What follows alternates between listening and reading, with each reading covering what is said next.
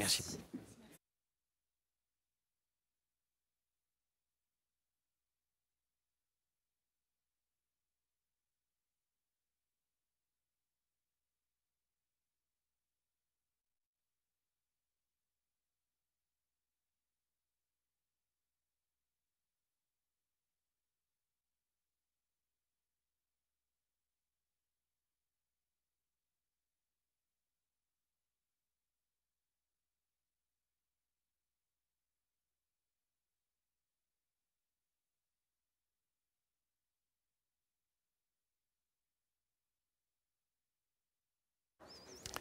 Voilà, ces images. Alors, d'abord, peut-être on peut essayer de savoir d'où elles viennent, Karine Fouteau, les images qu'on vient de voir. Alors, de Libye, ça c'est en tout cas ce qu'affirme le journaliste du Télégraphe, ce quotidien anglais qui les a récupérées.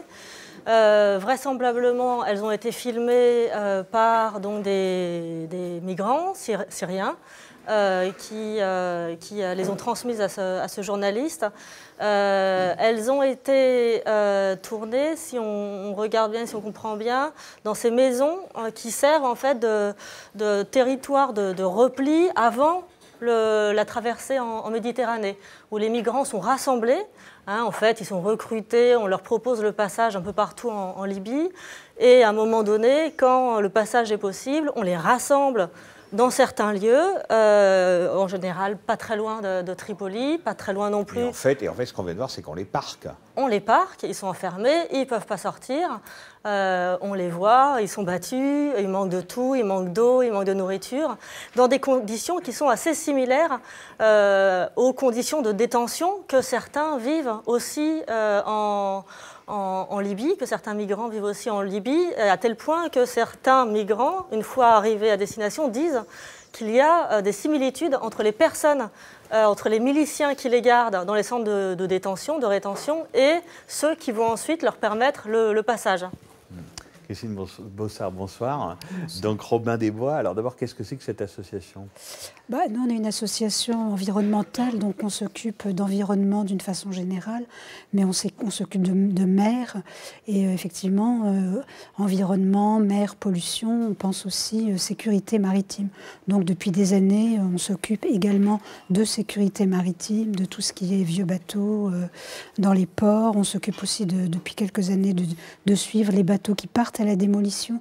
Donc on a une bonne connaissance des pratiques, des armateurs, des pratiques, de tout ce qui se passe un peu sur la mer. Et donc, si je comprends bien, et en lisant l'article de Karine sur Mediapart, il y a eu une sorte de recyclage. C'est-à-dire que les espèces de poubelles flottantes qui servaient de moins en moins à quelque chose, en fait, parce qu'elles n'étaient vraiment plus aptes à transporter quoi que ce soit. Est-ce qu'on peut dire qu'avec l'augmentation du trafic des migrants en Méditerranée, eh ben, finalement, ces espèces de poubelles flottantes, ces vieux cargos qui partent souvent des ports turcs vers l'Europe, ont trouvé une nouvelle utilisation? Oui, on peut dire ça. Déjà, on a un phénomène de repli des vieux navires, des navires sous normes qui partent du nord de l'Europe vers la Méditerranée, le sud, quand vraiment ils sont en trop mauvais état, qu'on ne veut plus les voir, qui sont interdits dans les ports du nord de l'Europe. Ils se replient en Méditerranée. Donc ils travaillent en Méditerranée. La Méditerranée, c'est 30% du trafic mondial. Donc ils ont de quoi faire. Mais il y a beaucoup de ces petits navires qui continuent de naviguer, qui sont trouvant très vieux, qui ont 30 ans, 40 ans, qui à un moment donné arrivent en fin de vie, et bon, qui n'ont plus de valeur, si on peut dire, sinon la valeur de la ferraille. Donc effectivement, ça tombe bien, il y a des chantiers de démolition en Turquie. Donc il y en a un certain nombre qui vont en démolition en Turquie et qui se rapprochent des côtes turques. Et effectivement, il y a une espèce d'effet d'aubaine, d'effet d'opportunité. Bon, j'ai un vieux bateau qui de toute manière ne naviguera plus d'ici quelques temps parce qu'il va à la casse. Tiens, si je faisais un dernier voyage, plutôt que d'aller dans les chantiers de démolition, je le vends ou je le fais partir moi-même. Et puis j'embarque des centaines de migrants qui vont rapporter 5 000 $ le migrant. Mais bon, mettons 4 000 € le migrant, 500 migrants. C'est vite vu, ça fait 2 millions d'euros.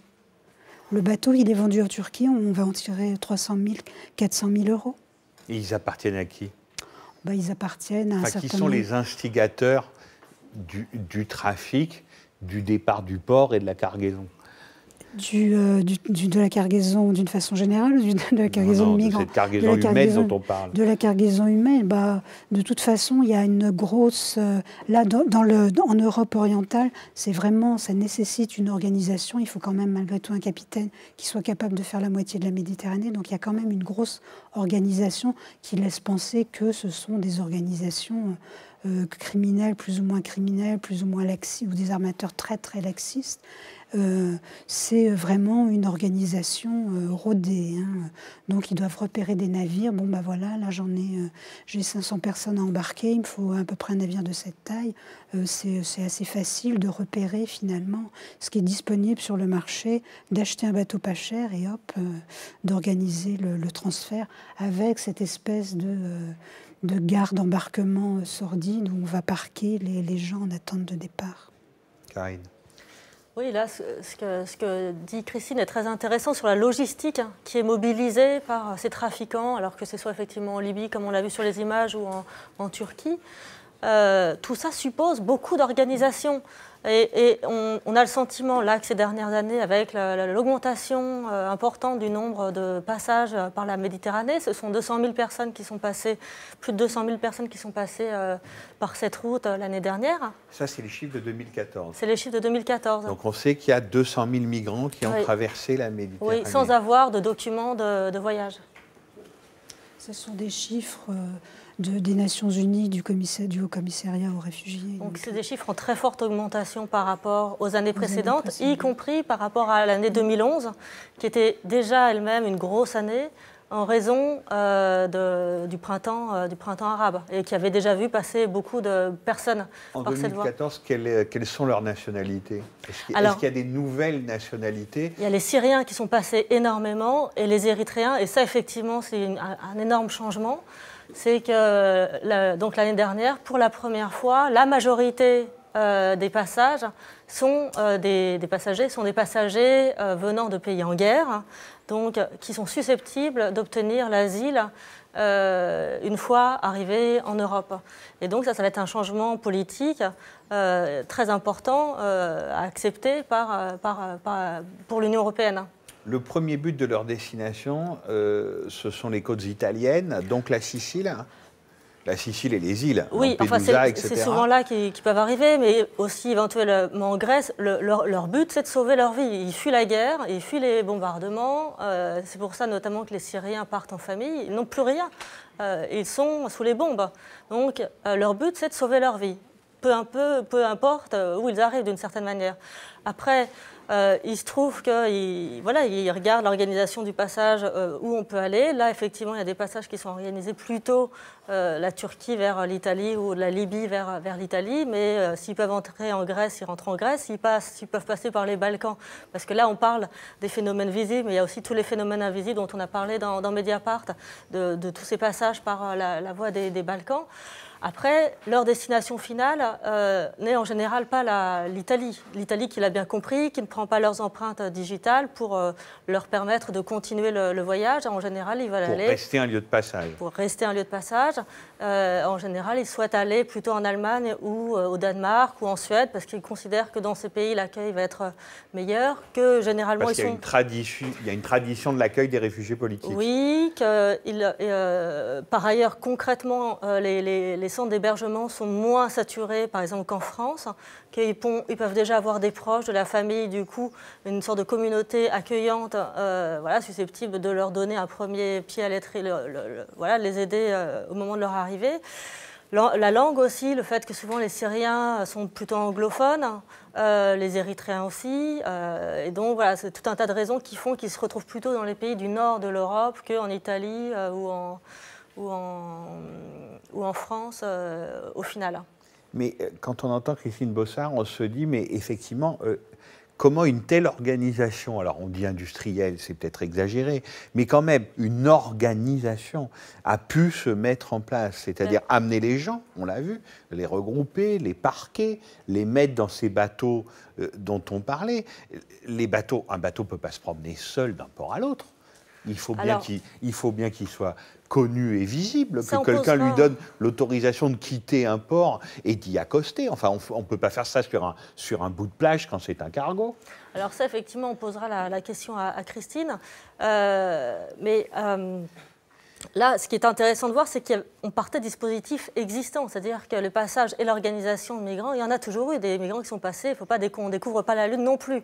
Là, ce qui semble, c'est qu'on est passé à une échelle supplémentaire d'organisation. C'est du volume, en fait. C'est en termes de volume de passage et du coup qui suppose des organisations plus structurées, plus professionnelles, qui sont mises en place. Mais effectivement, là, c'est la question qu'on a envie de poser. C'est comment se fait-il que des bateaux puissent comme ça partir et naviguer en mer sans être à aucun moment repérés, interpellés, arrêtés.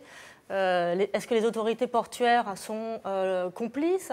Voilà, comment on peut en arriver à cette situation? Il y a plusieurs choses, il y a plusieurs zones dans la mer. Il y a effectivement le port de départ, où là, on doit quand même voir 400 personnes embarquées sur un bateau qui doit transporter des conteneurs ou des marchandises. Ce n'est pas la même chose. Et après, il y a effectivement, une fois que le bateau a eu l'autorisation complaisante de partir du port, de partir de Turquie, de partir de Chypre ou de je ne sais où, après, le bateau se trouve en pleine mer. Et alors là, une fois que vous êtes en mer, c'est une zone de non-droit. Vous n'avez pas le droit, vous êtes un bateau, vous avez le droit, vous avez la liberté de naviguer. C'est cette espèce de vache sacrée, la liberté de naviguer sur les mers, sans contraintes, sans frontières. C'est-à-dire que personne n'est autorisé à les arraisonner, c'est ça non, le terme? Non, pas du tout. Vous n'avez pas le droit d'arraisonner, on ne peut pas arraisonner, un État ne peut pas arraisonner un navire en haute mer, s'il n'est pas en difficulté, ou s'il n'y a pas une demande du bateau, ou s'il n'a pas l'autorisation de l'État du pavillon. Alors inutile de dire que tous ces navires qui font du trafic, qui se livrent à du trafic, ils sont bien évidemment sous pavillon de complaisance. Ils sont sous pavillon moldave, sous pavillon Sierra Leone, sous pavillon Togo.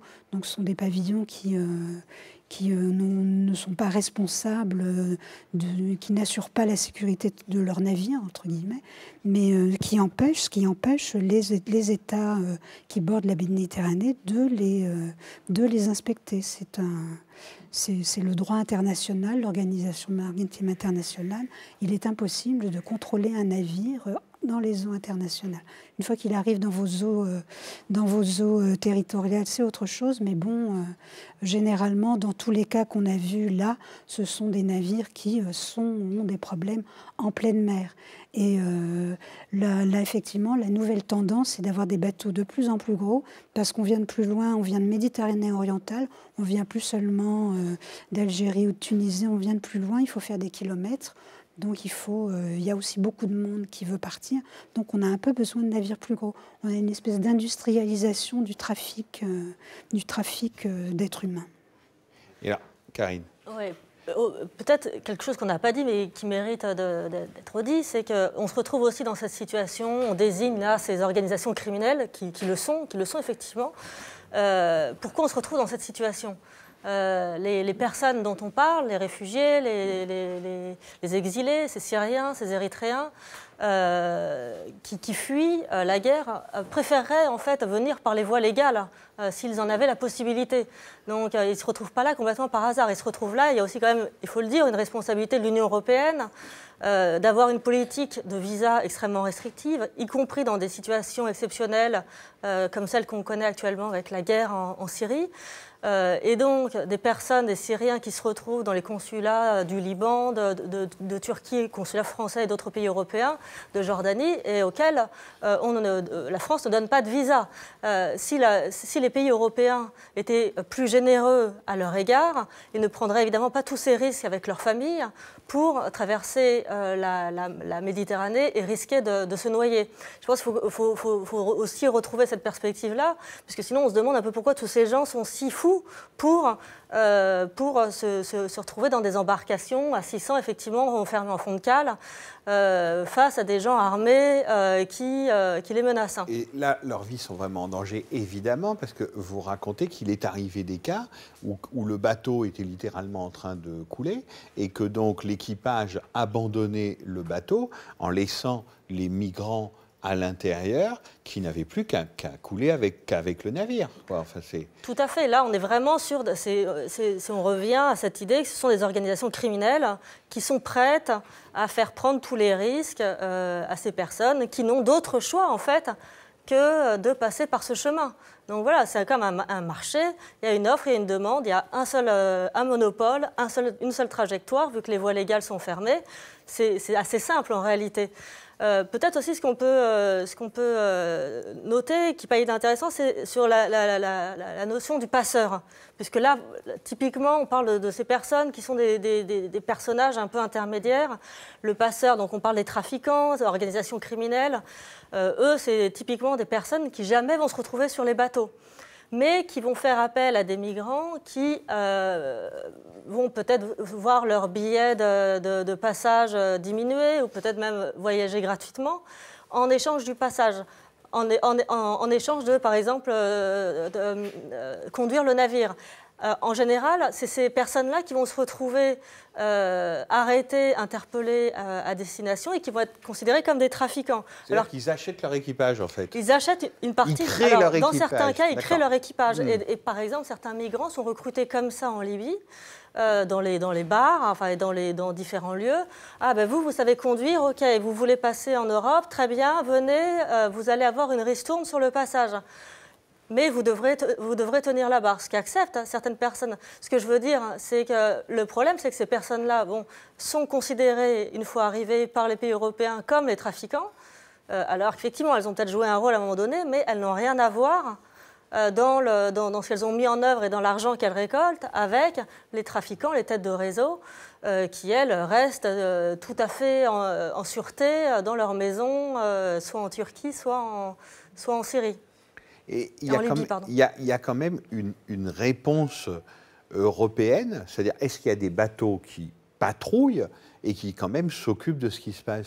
Oui, il y a les bateaux qui patrouillent, il y a tous les bateaux de Frontex qui patrouillent, Alors, il y a c'est l'agence qui s'occupe de la surveillance des frontières en Méditerranée notamment, donc ils s'occupent effectivement de surveiller les frontières, mais bon, ils ne font pas que ça. Ils font aussi, en mer, il y a aussi un autre principe sacré, c'est la sauvegarde de la vie humaine. Vous avez un navire en difficulté dans les parages, et ben vous devez aller leur porter secours.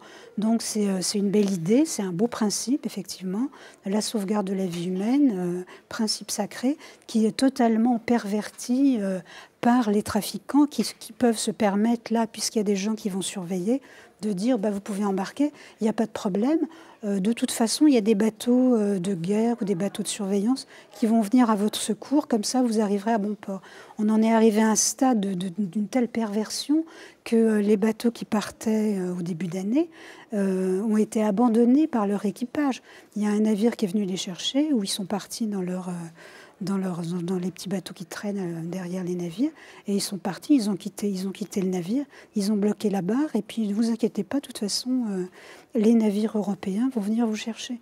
Donc on arrive à un stade d'une perversion... de cynisme. Et d'un cynisme absolument terrifiant. Et les gens, effectivement, sont tellement prêts à tout... qu'ils vont partir parce qu'il y a un risque d'y rester, mais il y a aussi plus de chances d'arriver à la côte. Et c'est ce que vous racontez, Karine, en ayant fait une patrouille Frontex à travers la Méditerranée. Alors, je ne sais pas, les membres de l'équipage, ils sont quoi? Ils sont islandais. Oui. Et en fait, ils n'en reviennent pas de ce qu'ils voient, de ce qu'ils trouvent. C'est-à-dire que là, c'est un paradoxe très intéressant de se retrouver dans ce genre de situation, c'est que l'agence Frontex est une agence de surveillance, de contrôle des frontières, donc avec une fonction a priori répressive. Et dans ce type de mission en Méditerranée, les matelots qui sont là pour patrouiller, eux, préfèrent se vivre comme des héros qui vont sauver des vies.